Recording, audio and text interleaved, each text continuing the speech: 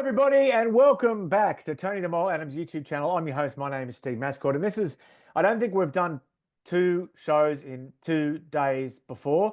I've had 24 hours to have a decent shave. My old buddy Ross Boodle, if you're watching, Ross, my old flatmate, good friend of Kerry Hensley's and David Gillespie's, he told me yesterday I need a shave, and and I haven't had it. Roscoe's going through a bit of a tough time with his health, so best of luck to Ross, and hope you feel better soon. But Tony, it's midweek scoops time, our core program. And you've got... It is. And we've got a big one today, Steve. We've got a big one today, a big name and a big club. Take it away, Tony. Yeah, well, Steve, the oldest player in the NRL, we should have made that a trivia question, actually, Daly Cherry-Evans. The Roosters are showing a little bit of interest there for next year, remembering that Chad Townsend's there for a year, probably going to retire.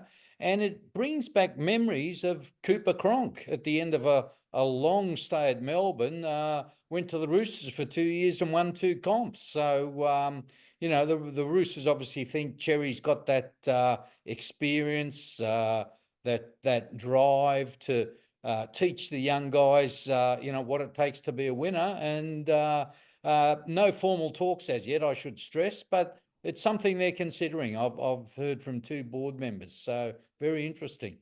I did hear the news this morning on rugbyleague.com. Jason Costigan, he gave you full credit, Moley, for breaking the story that DCE could be going off to Bondi. It is a big story, so watch this space.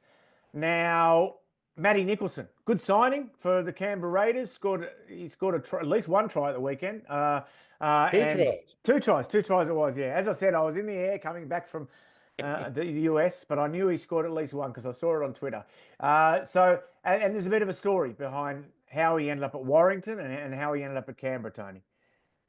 Yeah, that's right, because I asked myself, why would Warrington let this guy go? And I have contacts at Warrington, and they said, well, we let him go very reluctantly because the way they got him from Wigan, the only way he would leave Wigan for Warrington is that if he had a buyout contract clause in his contract for specifically a situation like this, where an offer from the NRL comes up and he takes it. So they were sort of forced into a corner, Warrington. I feel a bit sorry for him because 21 years old and looked very good on debut, 2 tries in a big upset win.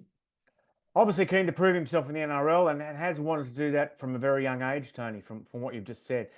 Bo Alexander, now we always, for those who are new to the program, we pride ourselves on being the first place you hear the name of an up-and-coming star. Bo Alexander, it's not the first time you've heard his second name, I'm pretty sure, because his dad's pretty well known. But tell us a bit about Bo Alexander.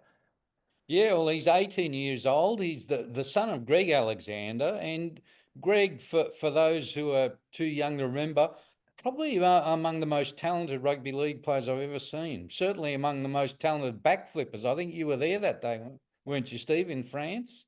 I wasn't. I was watching on the ABC. The late, great Dave Morrow, I think, was calling that match, Tone. Or maybe it was Warren Boland calling the match. But yeah, it was on the ABC. That's 1 kangaroo tour too early for me, Tony. Okay. But yeah, it's Greg's son. He also plays halfback, would you believe? He's playing Manly Harold Matts at the moment. He's about 18 years old, but the Seagulls like him. They've locked him up for a couple of years. The family's moved to the Northern Beaches from... Greg, of course, was a Penrith boy, was a member of that first Penrith grand final winning team in 1991, I think. And yeah, so... remember the name, Alexander. You've heard it before, you'll hear it again. And finally, Tony, you got a bit of inside mail on who might be going to Vegas next year. Yeah, that's right. I mean, there's plenty of jockeying for position now. I think at first clubs weren't too sure, but having seen just how good it is, and obviously players speaking to each other and clubs speaking to each other, we didn't have a Queensland club this year. Well, my mail is we're going to have a Queensland club next year, and the word is it's going to be the Cowboys. The Cowboys, who we discussed in yesterday's program. If you haven't seen Tony's takes from Monday or Tuesday, depending on where you are in the world, go back and have a look. Okay, the plug, because Tony was flogging his t-shirts before Vegas, so I've got something to flog up in the build-up to Magic Round in the NRL. Of course, Magic Round in the NRL and Magic Weekend in Super League are the same weekend this year, so there'll be so many back-to-back games. Even the biggest rugby league fan watching, even Tony, I don't think is going to sit down and watch back-to-back Magic weekends at the same time.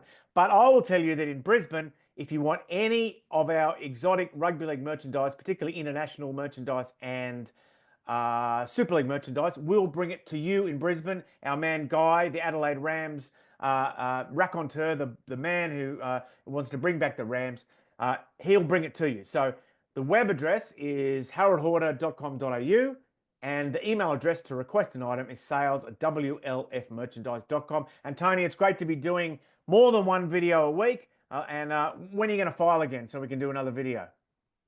I'll file tomorrow because I want to plug the Vegas t-shirts. There's still plenty of them around, Steve. Wonderful keepsakes, souvenirs, priceless, never to be repeated. Talk again soon. Talk again soon, Tony. Thanks, Steve.